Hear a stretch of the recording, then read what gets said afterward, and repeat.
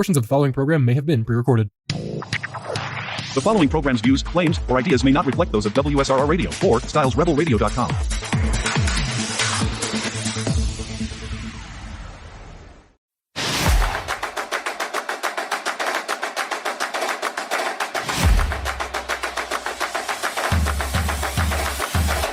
Hello and welcome to another exciting edition of Behind Enemy Lines right here on WSRR Radio, nationally local, meaning we play your local bands on a national stage. This is your Cleveland sports talk show from Pittsburgh. I'm Lucas Durazio, joined by Dom Farrow.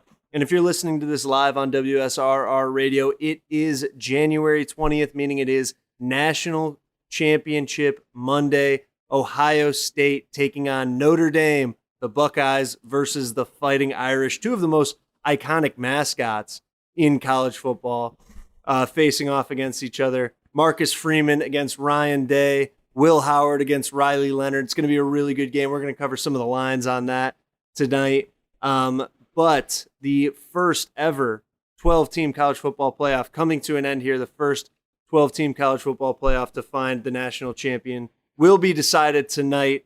So stick with us here to hear all about that. Dom, I was looking at some of the lines for this early. What do you think about this game? What's your first reaction to Ohio State against Notre Dame?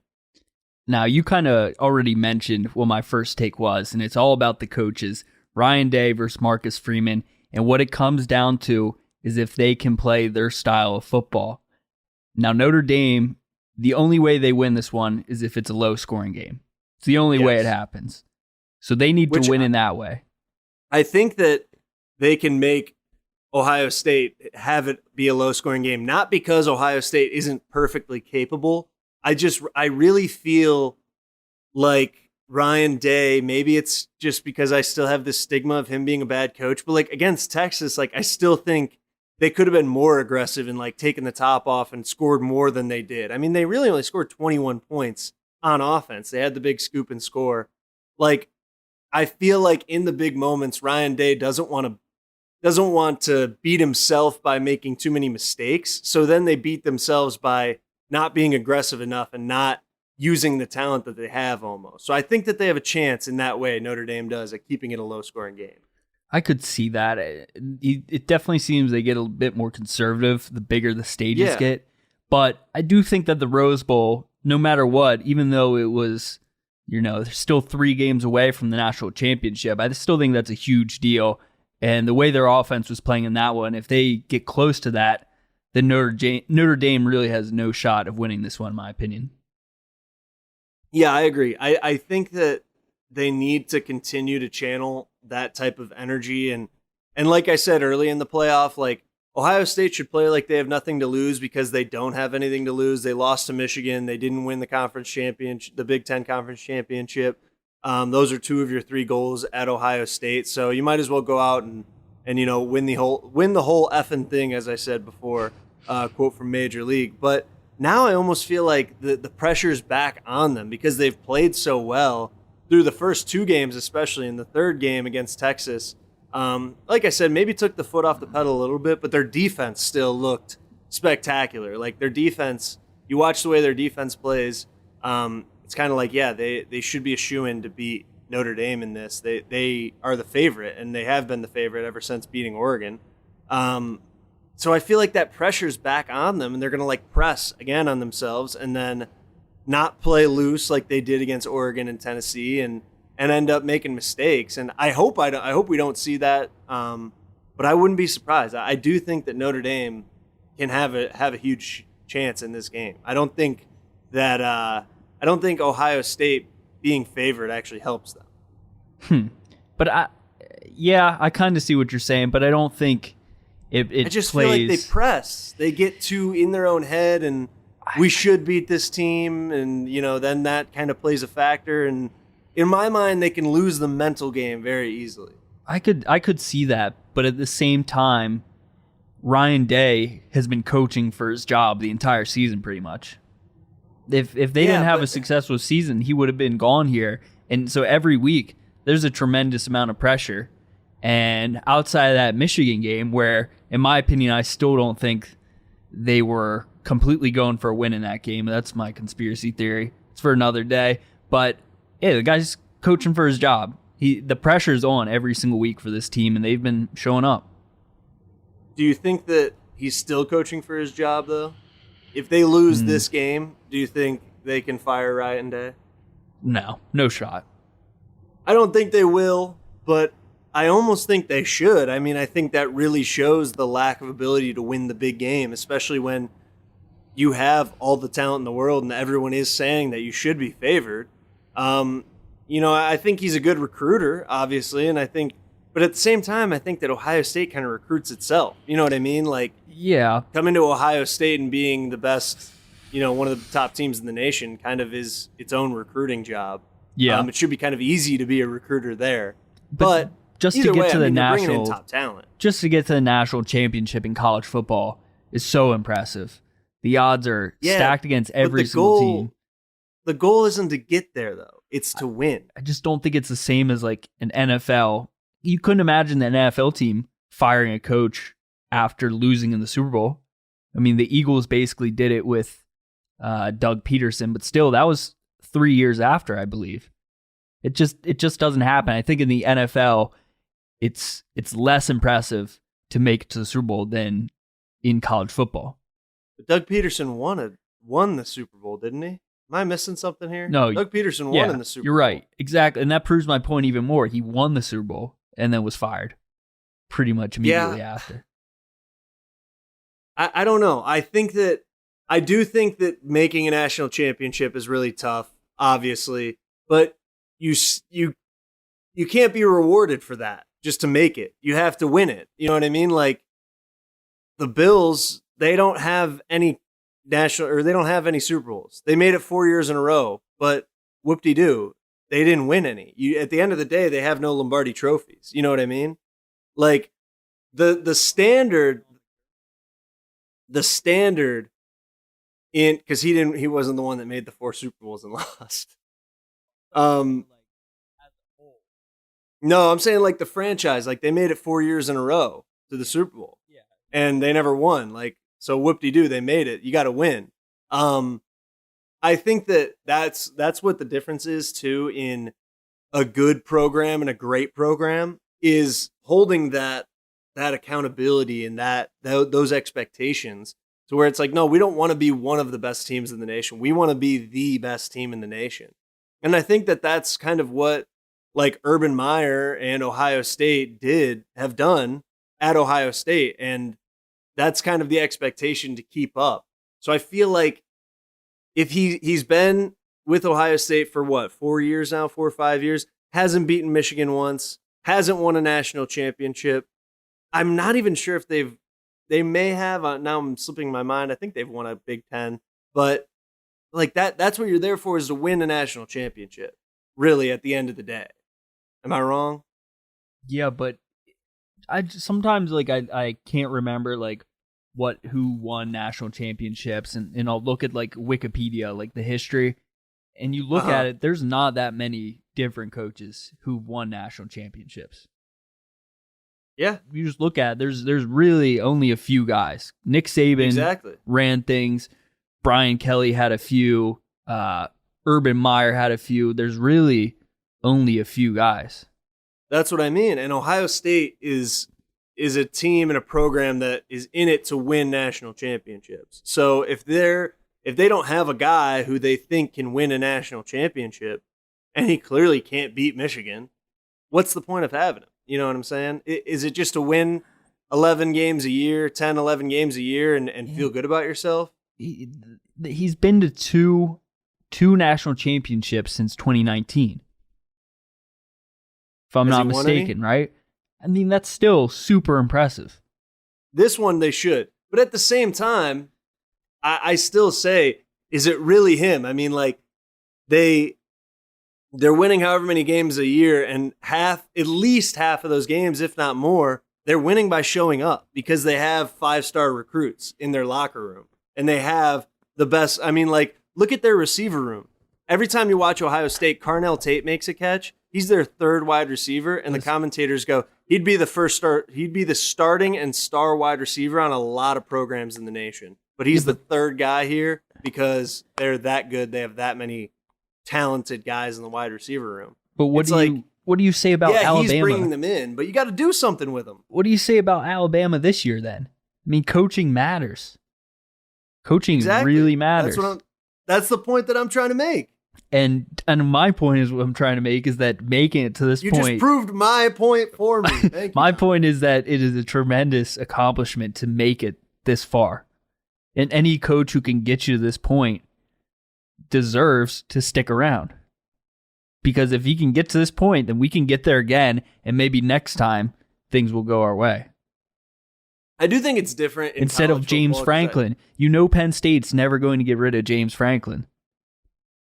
And why? That is true. Unfortunately for Penn State, why do we talk about Ryan Day all the time when the guy has a 69-10 record? Yeah, he's 5-4 in bowl games, but he still gets it done. James Franklin, because he's why are we not talking about the same? That's not getting it done. What do you mean he still gets it done? That's not getting it done. 5-4 in bowl games. 2 Big Ten championships, 2 national championship appearances. He may win one this tonight. I mean, let's just pump the brakes is what I'm saying. Maybe let's look at some other coaches. I think Ryan Day is just he's the biggest name, biggest college football coach in the world right now since Saban left. But I mean, I think that I don't love Jim Harbaugh. He does some things that I really admire, but he was a Michigan coach, so for that, and a Michigan guy, for that I don't love him. But he did say one point that, Ryan Day, I think at one point was saying, or trying to make it seem like he was such a great coach. And Jim Harbaugh said, some guys are born on third and they act like they hit a triple. And I do think that that's kind of how Ryan Day was. I mean, like, he took over for Urban Meyer, one of the greatest coaches in college football history. And he took over one of the greatest football programs in college football history. And he has all these guys who, again, they want to come to Ohio State because they're part of the brand of Ohio State.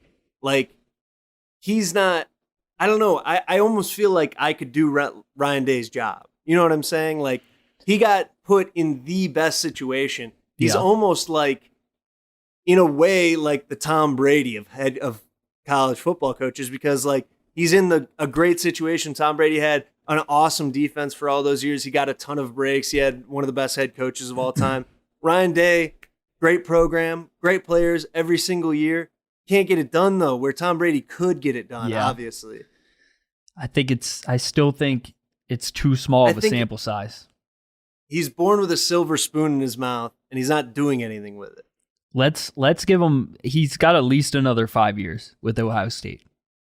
5. I think so. If he loses to Michigan 2 more times, he's gone. He's canned.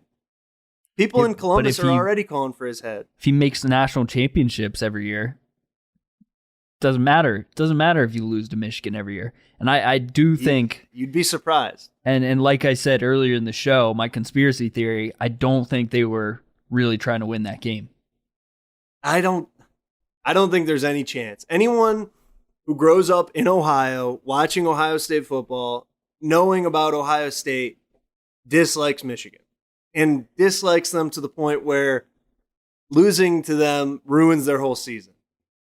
And it's kind of like the Steelers losing to the Browns. Like, to put it in your terms, like, no matter how good you do, kind of, it's like, man, I really wish we would have beaten the Browns both times this year, right? Yeah, but if I knew that it could like benefit us in some way, then I'll take that. If it somehow helps us get closer to winning a Super Bowl, then yeah, we can lose to the Browns in the regular season for all I care. But every fan would be calling, every Yinzer in the North Shore, in Southside, everyone who's downtown, everyone who's in the South Hills, in the North Hills, everyone who's up on Mount Washington would be calling for Tomlin's head if he lost to the Browns every single year. Listen, they already do that. We can talk about that later in the show, but they're ridiculous. The fans are nuts. But I really do think that Ohio State losing to Michigan this year, it really was a good thing.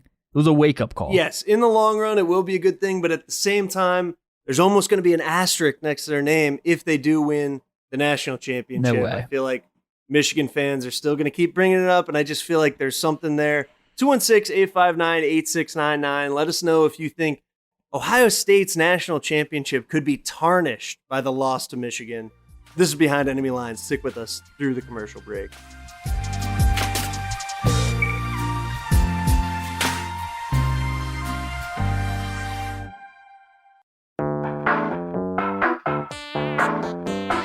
What's the difference between the shirt you're currently wearing and the one that I am? Well, both do their job of concealing us from the outside world and social boundaries. But one little black swoosh makes yours cost nearly double. That red rectangle may not change how warm you are, but it certainly changes the price tag. The truth is, nobody cares about the details. Get to the point with GenericClothes.com. Have a laugh at the big brand clothing company's expense with shirts that simply say sports team, political statement, music band, and more. A shirt for any occasion and the perfect gift. GenericClothes.com.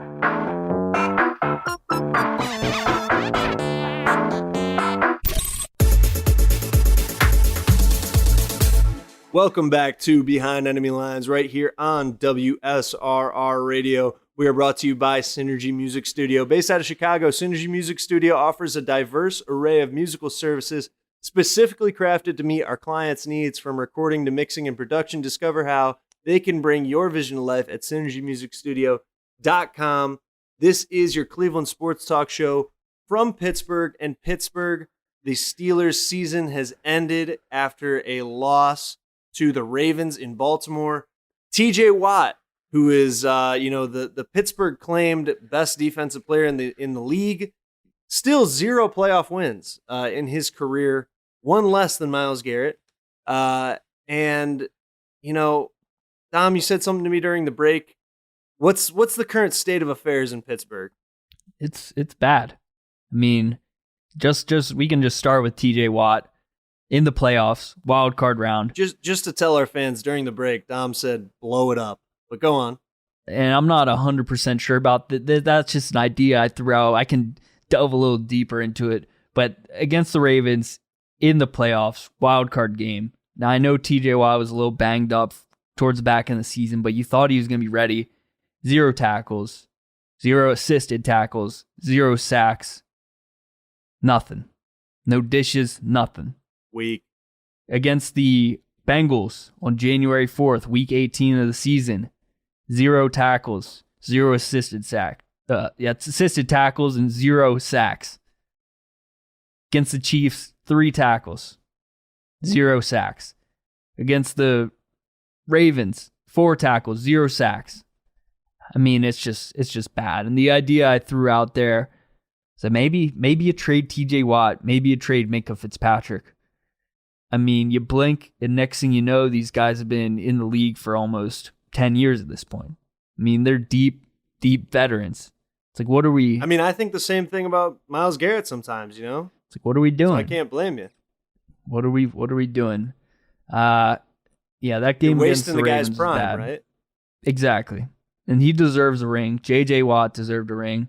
A lot of these guys deserved a ring. And I don't know. Doesn't seem like the good guys get the rings in the end. And it's really unfortunate. And that's the state of affairs right now. All things are bad in Pittsburgh right now. Pitt started, University of Pittsburgh football started off, I think, 7-0, lost. Yep.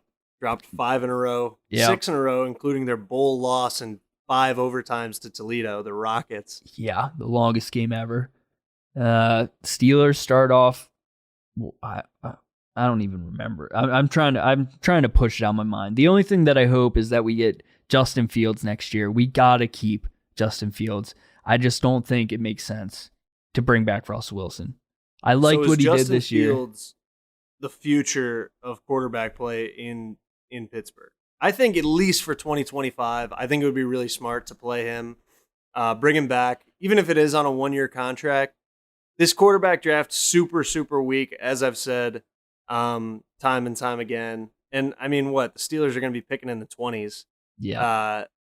So they're not going to get one of the top 3 guys, most likely, at quarterback.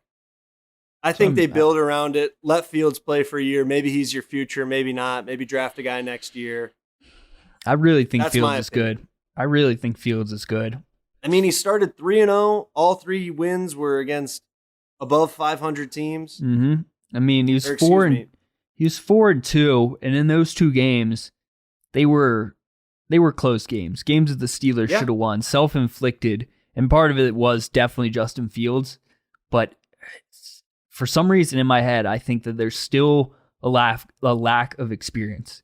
Even though at this point he's had a decent amount of games, I still think there's a lot that he needs to learn, but I also think he learned a lot this year from Russell Wilson. He never had that type of leadership before. So I think it's going to benefit him a lot. When he was in the games, when they used him sparingly in these games, I thought he was really good. He was a playmaker.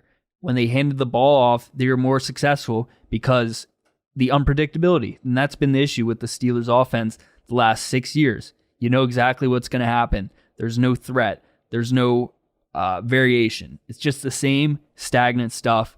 And me and a lot of Steelers fans are sick of it, but I'm not sick of it enough to a point where I'm saying fire Mike Tomlin. I'm not going to that extent, but I do think there has to be some drastic changes.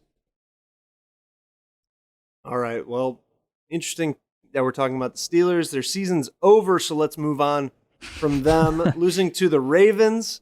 They are going to be playing the Bills this week in the NFL divisional round on Sunday at 6:30. 2 of the MVP frontrunners going toe-to-toe here, Lamar Jackson and Josh Allen. Dom, is this the year that the Bills can do it? I don't think so. I think the Ravens are a juggernaut. I think they've hit their stride. I think it's going to be a really tough team to beat. They're favorites right now as a visitor. Going into Buffalo in the playoffs, that's not an easy place to play. I think that means a lot. I think Ravens have a good chance of winning this one and coming out victorious. Yeah, I think it's really an interesting game because these are the 2 MVP frontrunners. They're both teams that have gotten really close but haven't made the Super Bowl. It's going to be a huge game, obviously, for this playoff run. And yet, whoever wins probably still isn't the favorite in the AFC just because the Chiefs are still sitting there. And they play the Texans, who, the Texans looked good against the Chargers, but, you're playing the Chiefs, who are going for the three-peat. And, even as bad as they've played at points this season, they still finished with 15 wins? 14 wins. Not sure how that last game affected it, but, these are 2 really, really amazingly good teams, the Ravens and Bills. And yet there's still that big red and yellow looming presence on the other side of the AFC. Now, there's a few things with this game that I think are interesting. Instead, I thought C.J. Stroud was having a sophomore slump, but these last 3 weeks, they've been looking really good. But I think the most impressive part about this Texans team is their defense. Their defense was swarming last week. I think they're going to cause some problems for the Chiefs. Another interesting stat I saw, I think this is spanning maybe 2 years, or maybe it was just this season. I can't remember, but in all games that they played between 4 and 4:30, they haven't won. Now, this is on Twitter, so, everything on there isn't true. I'm going to have to find this during a break. But the time, it might be weird for the Chiefs. They might not be ready to go. I like the Texans +8. I'm not going to be super bold and say they're going to win this game, but I think +8 is pretty good. Do you think C.J. Stroud in his sophomore year has enough to overcome the legend that is Patrick Mahomes? The glazing from what's his face up in the commentary booth. Now I'm forgetting his name. Chris Collinsworth. I don't know. I feel like that might just be too much for the Texans. I think they're good. I think they're going to be good for some time to come, but they're not ready yet. And I think that's why it's kind of how it was for the Ravens and Bills in the past. So I think one of them could come out of this game and maybe beat the Chiefs and be in the Super Bowl, the representative for the AFC. Looking at the lines for that game, the Ravens, even though they're on the road in Buffalo, are favored by 1.5 on the spread. Mm-hmm. What do you think about this one? Bills are +1.5. Oh, yeah. I mean, already said it. The Ravens. I think there's a big reason why they're favorites in this game. I think it means a ton. And that's why I think I have to take the Ravens in this one. Are you taking the money line or the spread? Over-unders at 51.5. It's going to be cold in Buffalo, man. We'll take the points. I don't think there's any point in taking money line. I'd love if we have any gambling expert on listening to this, I'd love for them to call in why someone would take 1 point favorite, or take the money line over 1 point favorite. Because you're getting less juice. If they're winning, it gets close. And if they win by 1 point, it's just a push, whatever. Give me my money back. It's 1.5 though. It's not a push. I know. I'm seeing -1 on my thing, but that could be FanDuel. wrong. I'm on the score. I don't know I think the score uses ESPN Bet or Penn. I think the score's bullshit. Commanders versus Lions. That's the most lopsided game. It seems like Lions are 9.5 point favorites. Over under 55.5. I think they think Jaden Daniels might run the score up on them. You know what the craziest part about this game though is that I believe, and I'm going to look at this right now. Jahmyr Gibbs, his anytime touchdown is -300 for this game. And then I was looking at they have futures for people to score Super Bowl touchdowns. They already have that. We're only in the divisional round, and you can bet somebody to score a touchdown in the Super Bowl, which I think is bizarre. But Jahmyr Gibbs is still it's plus 240, which is that's the same as probably. Let me pull up something real quick. That's basically the same as betting. Eckler. That's the same as betting DeAndre Hopkins to score a touchdown this week. It's the same as betting Austin Eckler to score a touchdown in this game. It's ridiculous. Jahmyr Gibbs in the Washington and Detroit game is -235 for an anytime touchdown scorer. He's plus. And David Montgomery's not far behind at -155. Jahmyr Gibbs is plus 260 to score a touchdown in the Super Bowl. David Montgomery plus 300. Amon-Ra St. Brown plus 360. Are they just telling us right now that the Lions are making the Super Bowl, or is this a trap bet for idiots? I might need to make. I would take Monty. I love David Montgomery. Plus 300 right now is that value though seems crazy. I'd take when it. We're this far out. Wow. Lions and Commanders, like you said, it's at 55.5 for the over/under. I think I'd take the over in this game because even though this isn't a regular season game, the Lions have shown the ability they could score 50 themselves. They've done it in this season. I wouldn't doubt that this is a game that they score 30 to 40 points, and I think the Commanders are going to have to keep up with them. And I think they have the ability to, but I just think the Lions are going to be too much in the end. And the spread's at 8.5. I'm not sure if I would take that either. I think I would take the Lions -8.5. I think they're coming off the bye week. I think Dan Campbell's going to have these guys ready to go. There's not going to be any bye week slump like we saw with college football playoff teams that got the bye week. I think these guys are going to be raring and ready to go, and I think the Lions are going to. It's going to be tight. Washington's going to play their best, but they're kind of just going to be in that situation at the end of the season where people say, yeah, they ran into a buzzsaw in the line.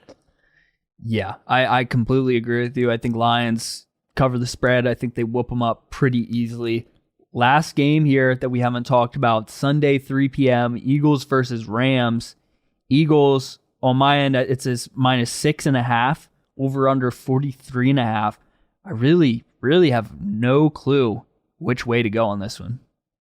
I think that the Rams are really the shocker thus far out of the playoffs because, really quickly, we can talk about the Vikings. The Vikings have to be one of the best bad franchises in all of sports because every year they win. They're over 500. They're almost like the Steelers in that way, where they don't have any Super Bowl rings. They've never won a Super Bowl.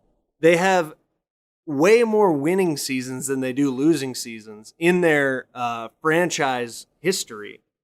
I saw a graph that was all of the teams that have never won a Super Bowl in the NFL, and it graphed out their total wins. Mm-hmm. And every other team who had never won a Super Bowl pretty much was pretty low.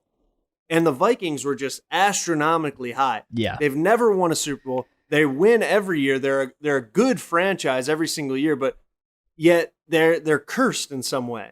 I mean, like that year that they had Kirk Cousins on the quarterback show 2 years ago, it was like, man, they look really, really good. And they lost to the Giants and Daniel Jones. This year, again, they look like one of the juggernauts of the NFC. They lose in week 17 or week 18 to the Lions and lose the number 1 seed. And all of a sudden, now they have to play on the road. Yeah. And they lose in embarrassing fashion almost to the Rams. And I think the Rams, you got to give them their credit. They're the hottest team in the league right now. Yeah, it's a team that I would not want to play right now. But going back to the Vikings and just like I agree that it's the wins that they've had without winning a Super Bowl compared to the other ones, it's incredible. But I'm wondering what you think. Do you think that over the last 20 years, have the Saints had worse luck while still playing well than the Vikings? Saints have got some bad draws. The Saints have gotten some terrible ones, and I was a huge Drew Brees supporter. As a grade schooler, I read Drew Brees' book about going to New Orleans and winning a Super Bowl. And I was all over the Drew Brees train. I loved Drew Brees. And seeing him never win another Super Bowl was like, man, that really hurts. But the Saints do have the 1 Super Bowl. So I think that alone, like, yeah, but I said the is last a big 20 Band-Aid years over it all. But the last 20 years. Since then, they have gotten hosed a couple of times. And you would have liked to see Drew Brees win another Super Bowl. Because, if he has, I think if Drew Brees has at least one more Super Bowl in his trophy case, like, people might discuss him more in like a GOAT conversation. I'm kind of a Drew Brees hater. You look at his numbers. You look at Drew Brees' numbers. You're a Drew Brees hater? A little bit. Because, you look at the numbers. You look at the numbers. Wow. Super impressive. I watch him play, especially the latter part of his career. I like Ben Roethlisberger more than Drew Brees. I like Ben in that era more than Brees, than Eli Manning, than Philip Rivers. Peyton Manning and Tom Brady, I'd put that ahead of. That's a homer pick.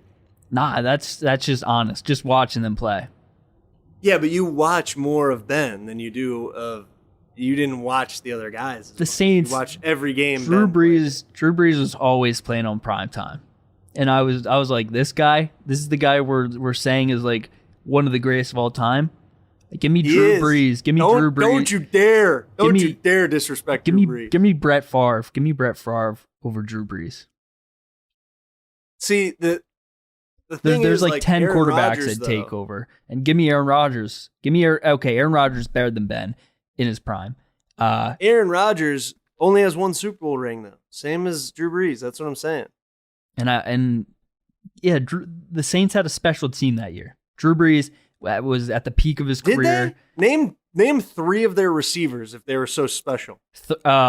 Marcus Colston, Jimmy Graham. Got 1. Jimmy Graham. Jimmy Graham was not a receiver. He's a tight end. He's still receiving the ball. That counts. And Nick Toon. I don't know if he was on that team. Made that last name up. There was a guy named Nick Toon who played on the Saints, I think, but I don't think he was on that team. Was Willie Snead on that team? I don't even know. I feel like that was before his time. Hey, they had Tracy Porter. I know he had that big pick against the Colts in the Super Bowl.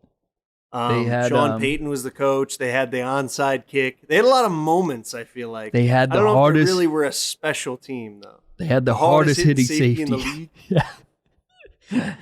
Darren Sharper. Every time I see Darren Sharper, I think of that video. And if no Greg one's Jennings. seen the Greg Jennings video, you have, like, what are you doing with your life? F you, Look up Gumby. Greg Jennings puts the team on his back. And it's one of the greatest videos. He breaks his leg. You got to do this shit. He for puts Madden. the team on his back. I love the way the guy goes, I do this shit for Madden. For Mr. John Madden himself. I mean, Jonathan. This Saints team had Reggie Bush on this team. They were nice. Yeah. They had Pierre Thomas, Jeremy Shockey. Jimmy Graham was not on this team. Robert Meacham. Yeah, he wasn't even on the team. You were wrong. Yeah. Yeah, it was an impressive game by Drew Brees. 32 for 39, 288 yards, 2 touchdowns. What a stud. Really, really good game. That type of percentage against Bob Sanders in the secondary for the Colts. The number 2 leading receiver on the team in that game, Devery Henderson, 7 catches for 63 yards. Damn, 7 catches. He was doing work. Do not remember that name. Hope he's doing well. What was I going to say? I had something on my mind that you ruined. You didn't ruin it, but I forgot what it was. What about I don't Dallas think that- Clark? Dallas Clark was nice. The man. The Colts were good. It was a fun team. How many Super Bowls did Peyton Manning lose? He lost one with the Broncos. He lost that one with the Colts. Is it just those 2? Yeah, I think so. He beat them with the Bears. He beat the Bears with them. Yeah.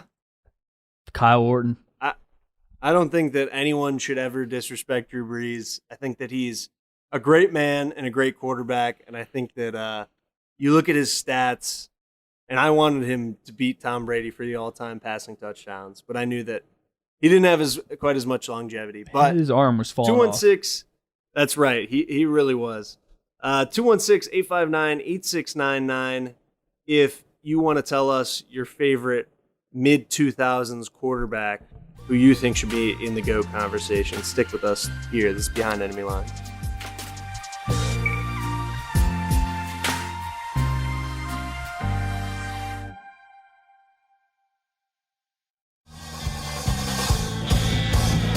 Hi, this is Melissa. Hey, it's Matt. Hi guys, my name is Ari. Coming at you from Synergy Music Studio.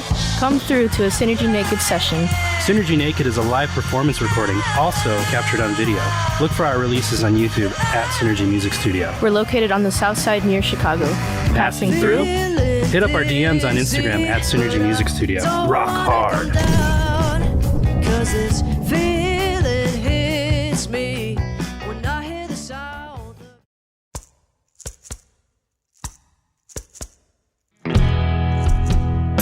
If LimeWire taught us anything, your digital music is free and open to piracy, and even manipulation when it comes to digital distribution. So why settle for a bunch of ones and zeros floating around on the internet? Make your release something special with Hellbender Vinyl. Hellbender is one of America's most trusted custom vinyl record pressing plants and works with local artists to get their next release pressed exactly to their liking. So check out Pittsburgh's first and only custom vinyl pressing plant today by visiting hellbendervinyl.com to get started. And don't forget, all customers at Hellbender Vinyl get 5 free test presses at no additional charge. Hellbent on quality, hellbent on service, hellbendervinyl.com.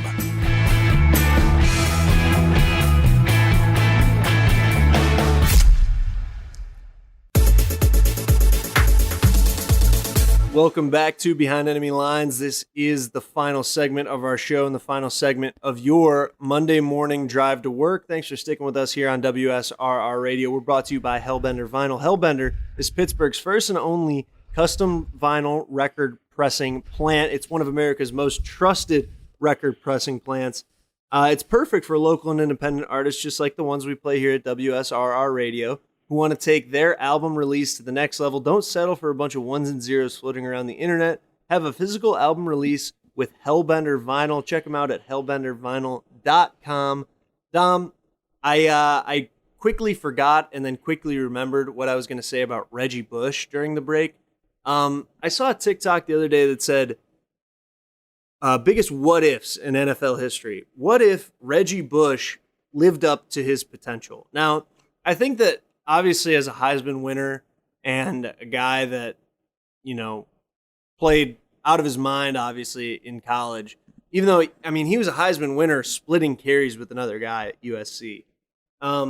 He was in the league for over 10 years. He played multiple years with the Saints. He won a Super Bowl. I almost said a national championship. He won a Super Bowl. He got multiple contracts. He never has to work another day in his life. Is that not living up to your potential? I understand that as a Heisman winner, maybe you expect him to be a first ballot Hall of Famer, but like that's a pretty darn good NFL career, no? Yeah, no, it's super impressive, especially at the position he was playing. Most of his career, he wasn't playing full seasons either. He battled with some injuries, but from 2011 to 2013, he averaged over 1,000 yards a season, and that's well into his career. That's 5+ years into his career. You really don't see that from running backs, especially anymore. He had 6 touchdowns in a season 3 times. Very good NFL player. Averaged 4.3 yards per carry in his career. I'm just looking at the stats here. All of it I look at, I'm like, yeah, he had a really successful NFL career. But I remember at the time, you're like, Reggie Bush, man, he should have been so much better than he was. He was so good in college. Maybe he didn't pan out exactly how we thought he was going to, but yeah, still an amazing NFL career. But at the same time, and a guy of his like height and build, like you said, he battled injuries. Like I said, he split carries in college. Like he isn't a guy, and with that many 100 or 1,000 yard seasons, like that's kind of living up to your potential at his size. He's not a guy who's going to take 30 carries a game. You know what I mean? He's Reggie Bush. Mm-hmm. Give him a ball. He's an electric player. Like personally, when I played Madden 08, first guy I want to play with, Reggie Bush. Stud. 100%. I mean, like, just awesome, just electric player. I think that the fact that he played, how many years did he play in the NFL, Dom? I mean, you mentioned in the break, like, just getting a second contract is a huge accomplishment in the NFL. Played 11 seasons and won a Super Bowl. 11 seasons, a Super Bowl, never has to work a day in his life. That's a good career. Like, that's living up to your potential as a human being, is it not? And now he has his Heisman Trophy back too, as of somewhat recently. So the guy, I mean, that's just an ideal football life right there. Yeah, I think that too many people like get hung up on these expectations that people have for players that like other people are putting on them. And then they go, oh man, like he didn't pan out as a football player, like he had a disappointing career. And it's like, well, he got paid millions of dollars to play a child's game and he didn't live up to the expectations that other people put on him. If you asked that person, they'd probably be like, yeah, I had a great football career. No, completely agree. I think that people really need to take the scope of life into the fact of looking at someone's career. No. Yeah, but unfortunately, at the end of the day with football players, all they care about is where you got drafted and did you live up to those expectations. The second overall pick in 2006, just, yeah, when you look at it from a business perspective, he was a failure. Well, was he? He won a Super Bowl. That's right. He won a Super Bowl for him, so he wasn't. He won a Super Bowl for them. He sold a lot of jerseys. I'm sure a lot of people bought tickets to come see Reggie Bush play because he was fun to watch. I don't know. I don't think that makes a disappointment. Maybe I'm off base here. Maybe it's because I'm trying to give guys the benefit of the doubt because I was a football player who I personally don't think lived up to expectations that I put on myself. So maybe that's where it's coming from. And like these guys are making millions and millions of dollars. If I ever got paid a cent from playing football, I would have been happy. Yeah, so that's the dream. Maybe I'm off base. Maybe I'm too close. Maybe I need to zoom out. Maybe I'm the one who's looking at it too seriously. Maybe it's too real. Maybe it is. Maybe it is too real for me. Dom, speaking of real, are you going to be moving to Instagram Reels now that TikTok's going to be dead? I've been on By the time Instagram this Reels. comes out, that is true. You've been a Reels guy through and through. But by the time this comes out on January 20th, TikTok should be gone because I guess on the 19th it's done for. I don't know. I'm hearing different things. I'm hearing they're going to wait. Biden's going to just wait until Trump's in there. Let him take the bad PR. Let him handle that. That's what I'm hearing because that would be the next day on the 20th that he gets inaugurated, which will be fascinating in its own right. I don't know. I don't know what's going to happen with TikTok. I think people should have never been on it in the first place. Reels, Reels is the way to go. I can't get behind that. I think it's a good thing that TikTok's getting banned just for my own personal productivity. But I'm not going to be getting on Reels. I doubt it. You're gonna start liking it once the algorithm figures you out. You're gonna be, oh yeah, it's nice. It's nice. What do you think is next for the Costco guys and the Rizzler? They made another song. Do you think this is gonna hurt them? No, this only helps. I think they have a bigger audience on Reels. No way, really? Well, first off, I think the TikTok numbers are fake. Like every video has 1 million likes on it, and if a tweet has 1 million likes, literally everybody has seen it. There isn't a unless you're living on a rock, you haven't seen this tweet if it has 1 million likes. I hardly ever get TikToks that have 1 million likes. Honestly. All right, let's say 500,000. Do you see those? Maybe my algorithm's too underground. Too niche. You're a little too niche on there. Maybe I'm too different. I see TikToks with millions of likes. I'm like, this has to be fake. There's just no way. The only people who get, you know how many people are on TikTok? But the only people who get millions of likes on Instagram are like Kim Kardashian or freaking, I don't even know. But on TikTok, everyone and their mom's got 1 million likes on video. That's not true. I don't believe you. If I went through my TikTok right now, I bet you it would take over 20 scrolls to get to 1 million likes. Go ahead. Or maybe let me do it because I'm the one who sees them. All right, let's see. Maybe our algorithms are different. First one that I'm on, 135,000. I mean, how many tweets do you see like that? Well, this is also this is Italian Botch. I don't know if you know who that is, but he's a very popular TikToker. All right, next one, ad. One after that. I just got one. 138,000. I just got one on the third swipe. 3.1 million likes. Dog alerting at 2 a.m. that someone is outside. It was just an opossum. 3.1 million likes. How? Those numbers are fake. 14. I'm at 14. I haven't gotten one yet. 3.1 million likes of this woman petting an opossum. This one only has 200 likes. This one that I'm looking at right now. Yeah, 17. 18. This one has 19. 9 likes. I don't know who that is. This one has 20. 5. I'm at 20. I told you. I'm at like 6. This one is 5.8 million likes. 5.8 million.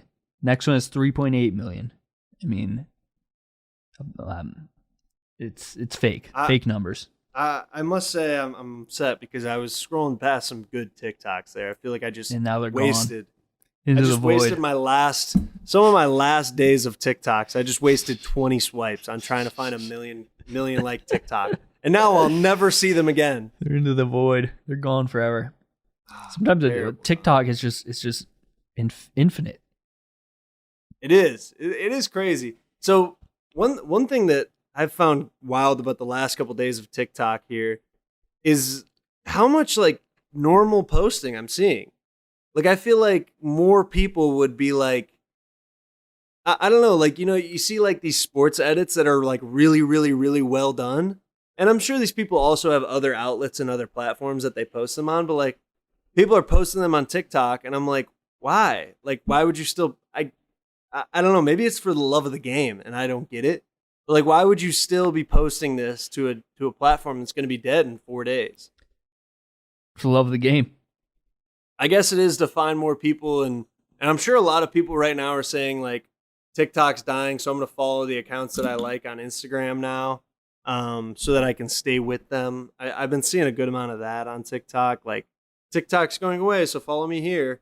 But I made TikToks in the past where I was trying to promote my real estate career.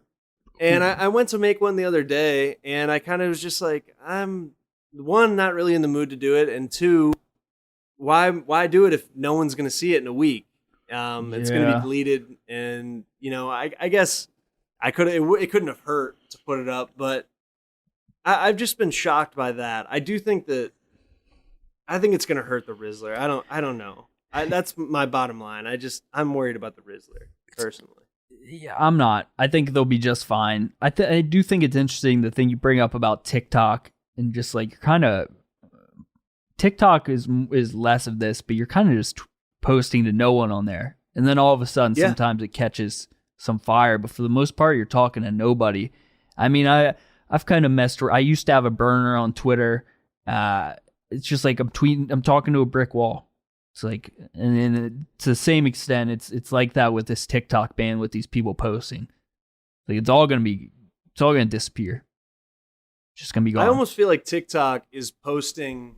There's something about TikTok where you post it and it goes to people you don't know. I feel like that's like the number one place where you can post something and like people you don't know will see it. You know what I mean? Like on Twitter or Instagram, like the only people that are really going to see it are the people that follow me, right?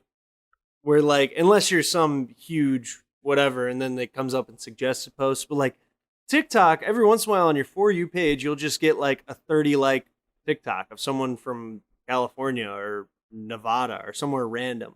Oh, yeah. You don't get that anywhere else. Not at all. It's insane.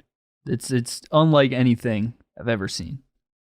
Which that's kind of why I liked TikTok, because it was like, I'm going to post. I've said TikTok too many times. It's sounding like it's not a real word now. I liked being able to post something and be like, oh, my high school friends or my so-and-so won't see this. Like, because, I mean, they might see it, but like, it's just going to go wherever. You know what I mean? Which I think I'm going to maybe miss that. No? The digital footprint, it's gone. Yeah, maybe it's a good thing. It's a good thing for everyone, most likely. What's next then? Like, what do you think someone's gonna make a new TikTok? Well, I saw that people kind of in rebellion against it. They started downloading this thing that's basically TikTok, but it's like this Chinese app, like straight from the source. It's like some what's it called? I read something. Book or something. Yeah, read something. Yeah, and people are downloading it like out of retaliation against the system, against the United States. And now they're becoming boys with some of the Chinese people. And they're talking like ball. They're like, bro, Oregon sucks. They're never going to win the national championship. From what I've seen, it looks pretty fun, but I'm not going to be getting it. The only TikTok that it's actually just now clicking to me that that's what it was, but that I've seen like that was they were on someone's like Red Book or whatever it's called live, and they were telling him to go, and it was a Asian man watching it, and the comment was, go watch Jeff Hardy highlights. And there was all these old WWE highlights of cracked out Jeff Hardy jumping off 20-foot ladders through tables. And that's really what's going to bring the nation together. So I think that if that's what this new Red Book or whatever it's called is, I think it's good for the nation and the world. I think it just like Behind Enemy Lines is and WSRR is. One final thought. I think it will be. Ahead. I think one day, if we get to such like a high tension between the United States and China, we're gonna all get a Red Book. We're gonna become boys, and it'll be like in Rocky IV, where at the end he's like, "Oh, I can do it. We all can do it." And then we're just gonna end the war, and it's gonna be world peace. That's what we wish for on Behind Enemy Lines. Thank you all. That's beautiful. Thank you guys for joining us on WSRR Radio. Peace.